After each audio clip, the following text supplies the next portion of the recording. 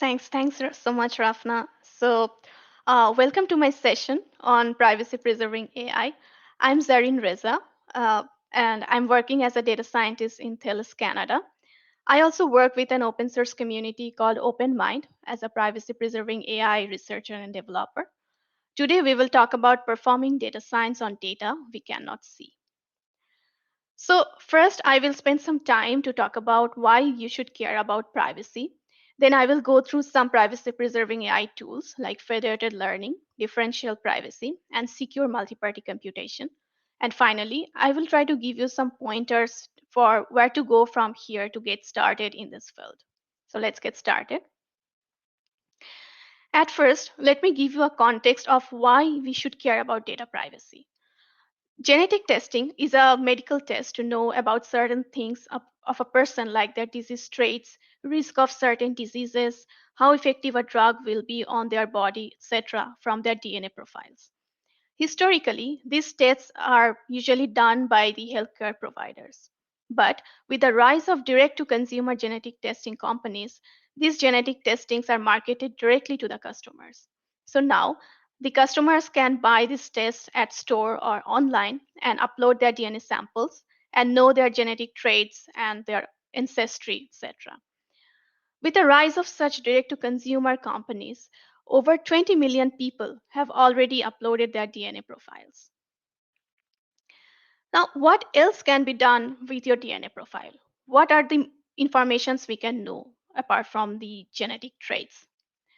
So in 2018, US police tracked down a heinous suspect called the Golden State Killer after a decade by matching the DNA found in the crime scene with the DNA profiles uploaded by the people through these genetic testing companies. Although the killer's DNA was not there in their database, his DNA matched with one of the other DNA profiles in there, which turned out to be a distant family member of the killer. Although in this case, it helped the police to find a suspect, it also shows how much exposed we can be to the parties of interest if they can get a hold of our publicly available data. There are also few other things that can be inferred from your DNA profile. As example, your height, weight, body mass, voice, age, etc. But even worse, in 2017, Leopard and his team were successful to reconstruct the 3D facial recognition, facial structures of people from their DNA samples. And in this figure, you can see how close some of the reconstructions were to the real images. So it's pretty scary. Your data is your digital footprint. And what I mean by digital footprint is it consists of all the data, all the personal data and information available about you online. Your active digital footprints include your emails, social media interactions, and other messages. On the other hand, your passive digital footprint is the information you unintentionally leave behind, like your IP address, cookies, geolocations data when you use Google Apps, etc. But you may ask, these data are not private, so why should I care? Well, you will be surprised to know that there are so many companies who do care about this data. And we don't even know how they can be used against us. As example, what if a health insurance company get a hold of your medical data and charge us more? What if our DNA profile reveals a possibility of developing a disability that would limit the person from getting a job? Also, most importantly, what if our data is used to favor or discriminate against a community, race, or religion? So all are these questions we don't know the answers to yet, but we can already see many cases where these type of discriminations are already taking place. Why can't we just remove the identifying information from the data sets like name, ID, or other unique information and make it like anonymous? Well, it turns out that this type of data anonymization is not enough to prevent companies from tracking you down. And the reason is called linkage attack. It is very much likely that there are multiple different types of data of the same individual available on the internet. Even if the obvious information is removed, it is not too hard to combine the original data with other accessible data sources in order to uniquely identify an individual and learn some private and sensitive information about them. One of the first people to demonstrate this was Latanya Sweeney. In year 2002, she showed how she could link a publicly available anonymized data of hospital visits to another totally anonymized public data of US voting register. By linking these databases by date of birth, zip code, and gender, she could successfully identify 87% of the US population. Unfortunately, this is not the only successful case of data de-anonymization. There are a lot of other famous cases where individual people had been traced back by combining their scrambled and apparently harmless digital footprint. Now the question is, in this case, how we can ensure data privacy? And once the privacy is preserved, how do we train our AI models on this private data? The answer is using privacy preserving AI techniques. Privacy preserving AI is the art of performing data science and build AI solutions by training or querying on data without the need to collect, distribute, or even look at them. There are many tools available there right now. Some of them are Federated Learning, Differential Privacy, Homomorphic Encryption, Secure Multiparty Computation, SMPC, etc. In today's session, we will talk about three of them. Let's start with Federated Learning. But before jumping into federated learning, let's first spend a few minutes on understanding the standard machine learning techniques in use today. In standard machine learning, data is usually collected and curated from one or multiple clients and stored in a central storage like cloud. A data scientist gets access to the data in the storage for doing machine learning. While doing machine learning, the data scientist trains some AI model on the data using a machine learning algorithm and a model architecture.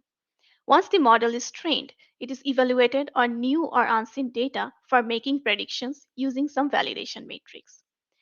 If the model performance is not satisfactory, the data scientist makes some changes to the algorithm or the architecture, which is called hyperparameter tuning, or he can add more data and then retrain and reevaluate. The data scientist keeps repeating this process until the model reaches an accepted level of efficiency. Once the data scientist is happy with the model, he or she will deploy it to devices where the model will be used to make inference on the device data. This is the classical workflow of machine learning. One key thing to note here is that in this whole process, data is traveling from clients' devices to a central server all the way to the data scientist's laptop, which lets the client data to get exposed in various ways. On the other hand, in a federated learning setting, machine learning algorithms can be trained on data without the owner having to share, transform, or expose their data with the developer and the service provider. There are two main categories of federated learning at the moment. One is cross device federated learning, and the other is cross silo federated learning. If we look at the diagram, in a cross-device federated learning setting, we have a lot of client devices. You can think of these devices as smartphones, tablets, computers, or sensors, etc. So you have hundreds or millions, even billions of devices carrying very sensitive information from different people or entities. As you can see in this slide, a server is trying to coordinate between these clients in order to train the model. A data scientist creates a base machine learning model to begin with. The base model is stored in the cloud or the server of the service provider. Each client device then downloads the base model and trains it by learning from the data stored inside each of them. Once the client-side models are trained, only the individual model weights are sent to the coordinator server. The coordinator server has a secure aggregator which summarizes the model weights as aggregated focused updates. Only this aggregated update to the model is sent to the data scientist as a combined model using some encrypted communication, and then the data scientist can use it to improve the initial base model. Finally, the data scientist can test the updated model to new and unseen data locally available to them. If they are not happy with the model performance, they will make some changes either in the updated base model or on the improved model and can resend the model to the clients for retraining. Finally, when the combined model performance is satisfactory, it is deployed to the client's devices for inference on their respective data. Therefore, using federated learning, models are trained on data on millions of devices, even though all the training data remains on the devices. And no individual updates or identifier information of the device owners are required to be stored or shared. The idea of federated learning can also be applied to train machine learning models on data owned by different institutions. In cross-silo federated learning, the participant clients are not devices. Rather, they are hospitals, banks, schools, government institutions, etc. Similar as before, we can have tens of thousands of these institutions taking part in the training with the huge data set they have. For example, hospitals can have medical records of tens of thousands of their patients, and these data are extremely confidential. So the institutions do not want to share or exchange information amongst each other or with a central service provider. So what we can do is they can use federated learning setting to train and learn a combined model that's going to work well for everyone on their respective private data. But although the data does not leave the owner's premise, the model is still shared with others. And it has been proved that model weights can be reverse engineered to trace back to the data it was trained on. Models can also sometimes memorize data and cause data leakage. Therefore, federated learning on its own does not guarantee complete data privacy. It needs to be incorporated with other privacy tools like differential privacy and SMPC. This brings us to the next tool, differential privacy. If you think from a data owner's point of view, from the previously defined federated learning setup, the data owner might have this question like, if I were to reveal the updated model to the data scientist, what's the maximum amount of private information of the people in the data set I may leak? And differential privacy helps answer this exact question. Let's say we have a data set called D. It contains people's age data. As a data owner, I should ask, when querying database D, if I remove someone from the database, would the output of the query change? To answer that question, we will make a parallel dataset D prime by removing or replacing one row from the original dataset D. Now, if we make a query to D and D prime, and if the query result is still same, that means that the query result is not conditioned on the removed information, and that also means that the information cannot be inferred or retrieved by making these queries. If it is true for all the individuals in the dataset, that means the privacy of individuals' data in the dataset D is preserved. Let's say we want to conduct a survey to know what percentage of the population are smokers. So we ask the participants a simple question. Do you smoke? Now, this information may be sensitive to share for some people, and there is a risk that they hide their true response. So instead, what we can do is we make them an offer which will ensure them that their information will be kept private. So what we can do is we can say, so let's say we have one participant called Bob, and Bob's answer is yes. So we then ask him that instead of writing his response right away, he needs to flip a coin. If it's a head, he answers yes, and if it's a tail, he flips a second coin and answer yes if heads and answer no if it's tail.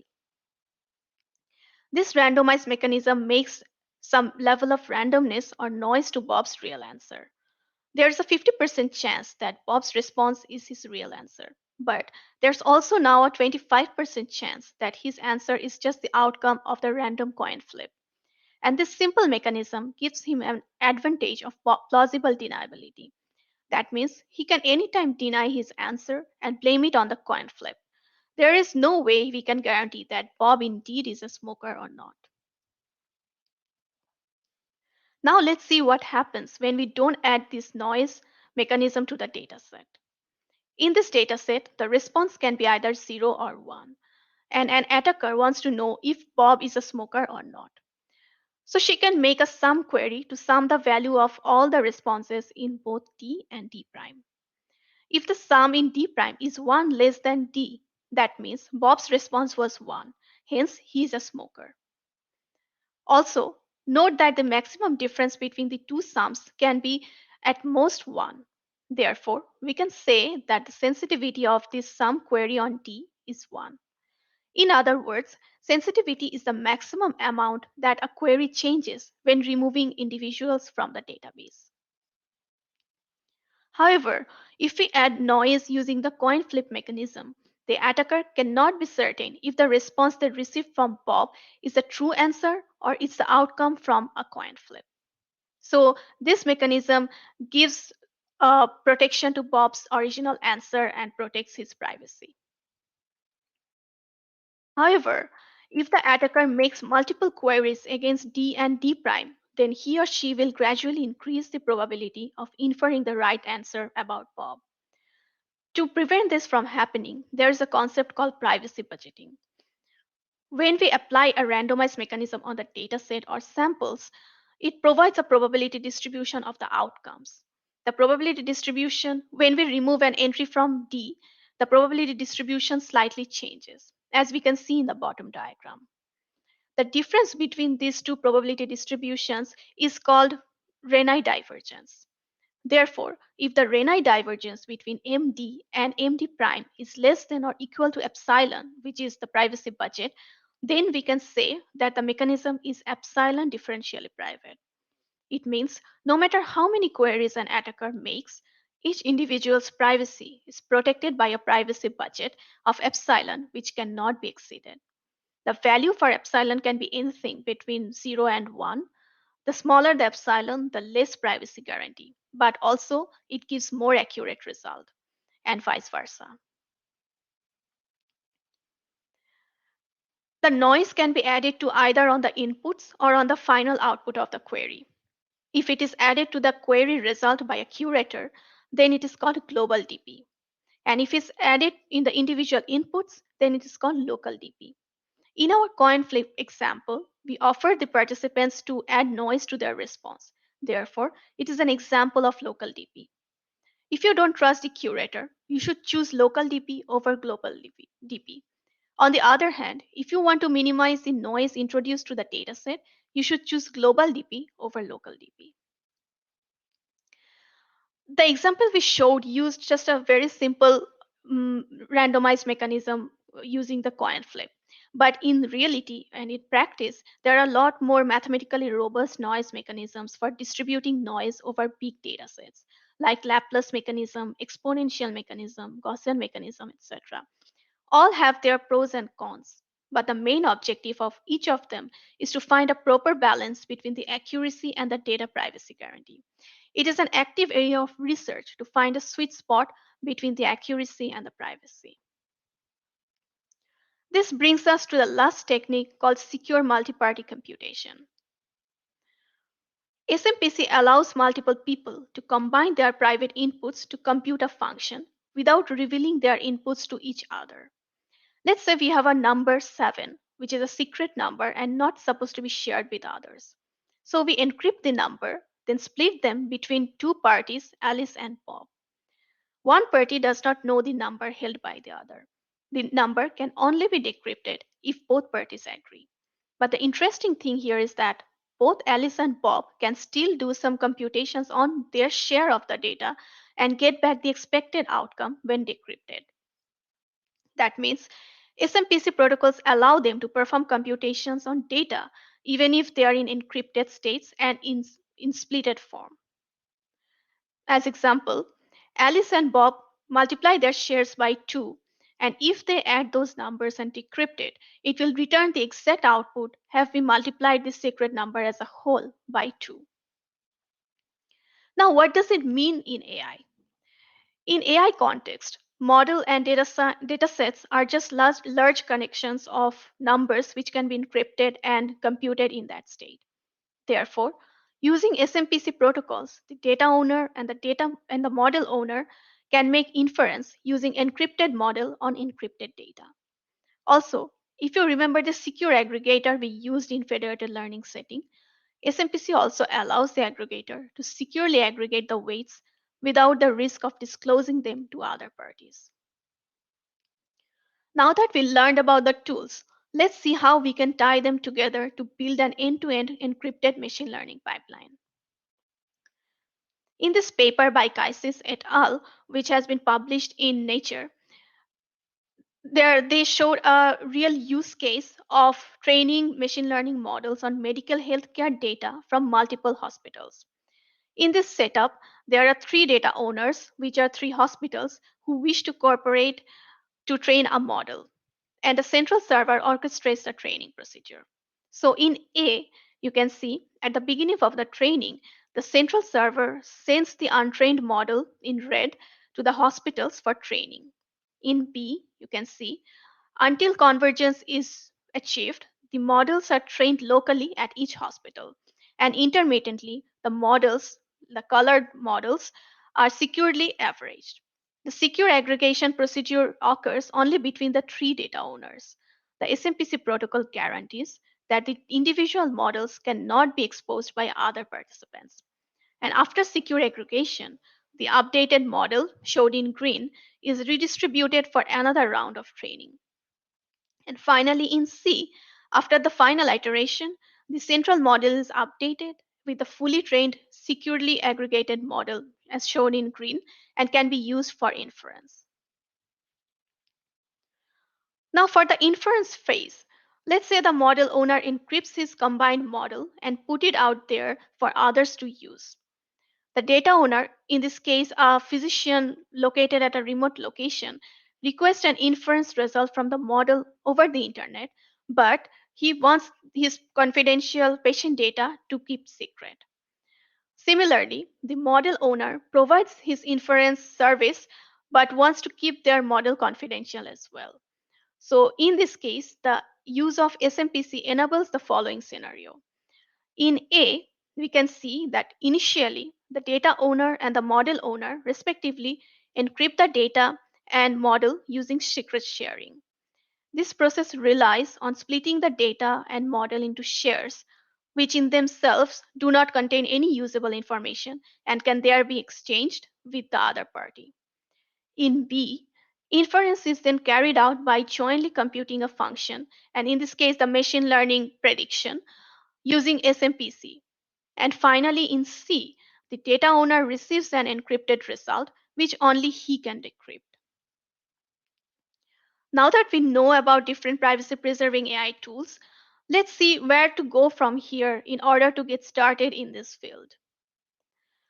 To get started with privacy preserving AI techniques, I would strongly encourage to join the OpenMind community. It is an open source community of more than 12,000 developers and privacy advocates. A lot of cutting edge projects are going on in the community, and you can join their teams based on your point of interest. Also, you should check out the course called Foundations of Private Computation, launched by OpenMind. I'm also one of the instructors in that course where I taught about federated learning. In that course, you will find all the different privacy preserving AI techniques with hands on coding exercises. Also, to get started, you can also check different tools and libraries out there for privacy preserving AI. As example, PySift, OpenDP, Opacus, Stencil, TensorFlow, Federated, they're all very good libraries to get you started with. With that, I would like to thank you all for joining my session and also joining the Connect Reimagine conference. And now I would like to take any questions if there's any.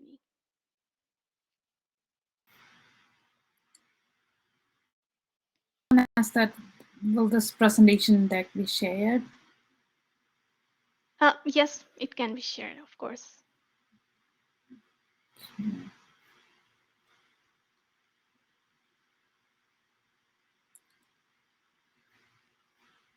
I haven't seen any questions so far, other than the presentation question. And all this talk sessions will be recorded and posted in our Women Who Code YouTube channel, so you can watch it there. That was amazing, Zarreen. I haven't heard about a lot of technology tools that you mentioned, so I have to check that out.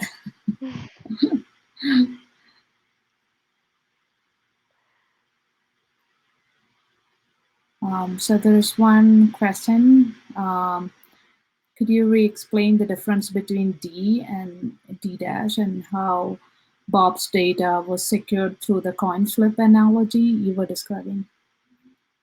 Of course. So, so in this case, if you see the D is basically the database of n entries. So let's say Alice, Bob, Natalie, and Veronica, and we just have 4 entries, let's say. Uh, and D prime is basically we just remove one entry from that database. Now, in our database, because we are just conducting a simple survey of yes, no, smoker or not, so the result could be just 0 and 1. So it's if it's yes, then 1; if it's no, then 0. So what we can do is we can make the sum of all those values here, so 0, 1, 1, make the sum. And let's say in our data set, the if we sum up all the responses, we end up having 100. On the other hand, we have another data set which we just created just for making the query. And here we actually removed the row or the record of the person we want to do the query for, right? So we want to know if Bob is a smoker or not. So what we did, we just removed the we don't know the response of Bob, but we know that Bob is there in the database. So we just remove the entry which containing Bob. Now what happens is if we make the sum, it will be if it's one less, then what we can say the difference between these two is one. That means the value we removed has just value one. And if it's one, then we can say that Bob is a smoker. If it just 100, if it's still the same, then we could say that Bob's response was 0.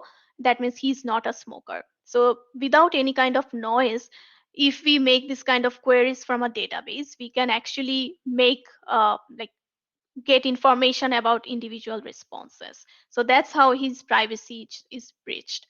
However, as I said, like if we add some coin flip noise, then still we have this difference of 1, and still we know that Bob's value is 1. But in this case, we don't know that if like Bob put 1 as an answer because he really is a smoker, or he put it because during the coin flip he was asked to put 1. So that's why this is called like plausible deniability, where you have the right to deny something. Like if we say that Bob, you are a smoker, due to this kind of randomness, you can just deny the fact and you can say that I'm not a smoker, I just put 1 because I flipped the coin. So that's how it's just it's like a some kind of privacy given to Bob, if that makes sense.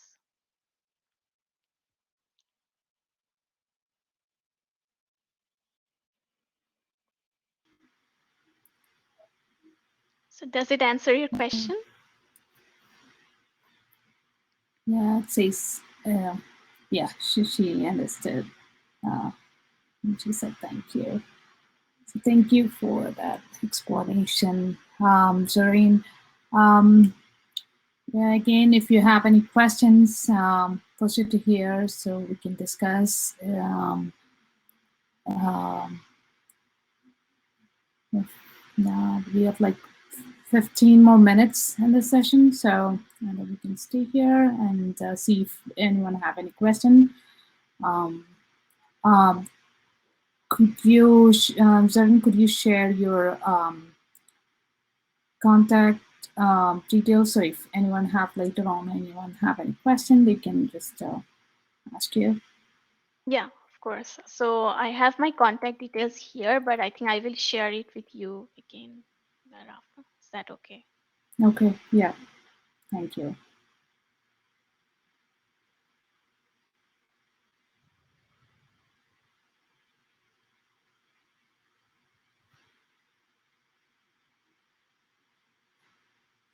So guess there's no question, but feel free to contact Zarreen if you have any questions later. after watching. Oh, there's another question that's coming in. What other applications do you see this being used for beyond the medical field? So there are many other use cases, as example, like credit card fraud. So the banking institutions, what we do is one of their important project is that they try to predict if there should be a credit card fraud for some person. So what they do is they regularly try to track the transactions and see if there is some for a short period of time, if there is some kind of abnormal transactions going on, so that they can predict that if it got fraud or not. So in that case, they always know your transactions, right? They have to track your transactions all the time. So this is a very good place where we can use these privacy preserving techniques, because the banking institutions, again, they don't need, just like our smoking survey, we don't need to know if Bob is a smoker or not. All we want to know is how like what percentage of the population is smoker. So similarly, banking institutions, they just need to predict if one account has a probability of making fraud transactions or not. That's it. But they don't need, for that reason, they don't need to go through all our transactions. So this is, I think, a good place where this kind of technologies can be applied. And there are many others actually, like uh, we use our fitness apps, right? Another good example of cross device federated learning is when we type our messages like text. So our mobile, it tries to predict the next word we are going to write, right? So how do they do that? So actually, when our mobile phones are, let's say, idle, so they use federated learning. They pass their model to our mobile phones, and the model gets trained on our own text messages and data. So the next time when we are typing something, we say hey, and the next word, let's say the friend we talk to most often, his name or her name appears. So this is another use case of federated learning, which is actually in practice is using has been used by the companies these days.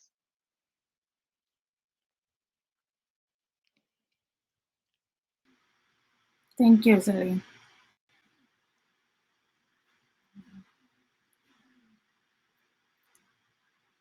We have more time, so we can stay here. Probably we'll get more questions. Um, there are other sessions that's happening. It's also going to end. Okay, so there's another question by the same person saying that are there any ethical discussions about this privacy arguably not being preserved? Yes, of course. So the if you remember the example I showed about DNA forensics, the police they use the DNA data which were actually uploaded voluntarily by the people. So it's not something private, but still there were major ethical concerns were raised when they said that they cracked the case with this kind of information. So because these are the things, right? So let's say this uh, the medical insurance companies, so they can, if they I mean, if we have like medical insurance, what we do, we pay the premiums, right? So the medical insurance company and me as a customer, we are both on the same risk level, so they don't know what like health issues I'm going to have, and I don't know either, so we both come to a term and we pay the premiums. But just just imagine if they somehow get a hold to our medical data or some DNA data, and then they know that I have a good chance. I have some chromosome, some bad gene, which has a probability to turn into a cancerous cell. So what they can do is maybe in our contract they can say that if it's like we will cover everything, but if you get cancer, then maybe you need to pay some extra $500. So for me, I would say, because I don't have any clue about the data, so I would say, okay, why not? I mean, what are the chances that I would get cancer, right? But what happens is that we are not, in that case, we are not in the same level playing, like the same ground, because they know better than I know about myself. And so this is how much ethical it is. I mean, from their business point of view, they're able to do more educative guess, more informed decision. But from the consumer point of view, uh, I'm not in this. I'm unaware of the whole picture. So, and there are, I think, many other cases of ethical concerns. Yes.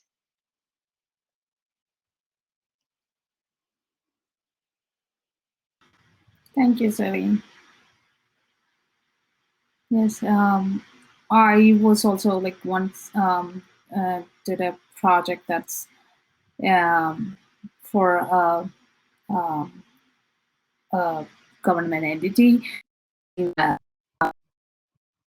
uh, I mean, people voluntarily, if they fill out a form to get some data for their cameras facing the street, and they could solve the problems like the crimes in that area or any other details. So it's a volunteer thing, and I was constantly thinking about what kind of ethical issues would be there, because it's the contact details, but still it's personal information, and how I mean, as a user standpoint, I was thinking that how these data is handled by the government if I provide them, if I volunteer. I know it's for a good purpose. They are doing that, collecting the data, but how they will be using it is kind of like I'm unaware of. So Yes. Yes. And I think that's why creating awareness about this is important, because these things happen because we don't know. And most of, even my friends, they also say like, I don't care if my data is out there. They are not anything private. So these are the reasons why we should still care, because there are some other, like, point, like other entities of interest who are trying to grab this data, who are waiting for this data. yeah. When you said that, I remember one of my friends said that I don't care if what kind of chocolate I like. If someone collects that data, I don't care. Um, in that point, it's true. Like, uh, someone collecting that, what kind of chocolate anyone likes, or what is the most popular chocolate flavor, or that in that point it's true, but it's not just that they are sharing publicly or to an entity. So I think it's important to know the consequences of like what could possible if sharing some of the data about us. And yeah, it's really important to see and think in that way. I think I think about all these things because I work in the technology, so I know how data is collecting. But majority of the people who are not in working in this industry are like even if like people works in this industry, if they are not related to working related to data, they are kind of not thinking about it unless they are into that data collection process and things like that, privacy issues and things like that. Yes, exactly. So we have 5 more minutes. I don't see any other questions coming in. Um, so if you have any questions, again, post it here. We have 5 more minutes. We can stay here and answer those. Again, the session will be posted in our YouTube channel. So if anyone wants to watch later, This decks will be, the presentation slides will be shared. Also, you can contact Zarreen on any of this platform to chat with her, network with her, and ask for you to learn more about this. So I wanted to say thank you everyone to join today's session. There are other sessions. There's events on the stage, live stage too. There's expos. There are wonderful sponsors sponsoring us. So check out the expos. I and enjoy the conference, everyone. Again, we have like 4 more minutes. So if you have any questions, post it here. There's networking options, so share your LinkedIn profile or Twitter profile. Get in connect with everyone who's attending and improve our network. And we can lift each other up. So, yeah. So once again, thank you, Zarreen. It was amazing. I learned a lot. I definitely there's a lot to learn for me. New, I've heard so many new technologies, so terminology. So I'll have to check it up and see what that is about. Yeah. So thank you. Thank you. Thanks so much for giving me this opportunity to give this talk. Thanks so much. And thanks everyone again for joining the session. Okay. Well, let's stay here for a few more minutes and then we can head out to other stages. This tomorrow, also those who are from US, there's conference tomorrow, but if you're from other countries, other time zones, you will be seeing this rest of the conference today itself. So I'm so excited to see that I can connect with the other people that's outside of my place. So it's so really good to have like a virtual place to as a conference. In person also we can see a lot, but let's take that effort to meet them. It's now sitting in the room, sitting at your desk. You can connect with so many people. So I'm really enjoying this opportunity.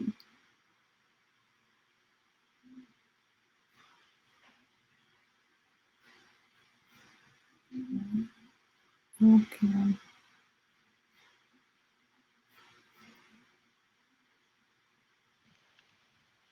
All right. So see you, Zarreen, in the next sessions, and we'll chat through the Slack and other social media. Will connect you through the LinkedIn too. So we'll get in contact after this conference too. Keep in touch. Thank you. Thank you. It will be my pleasure. Thank you so much, everyone. You can leave now. There's like a few, two other people here, one other people. All right, so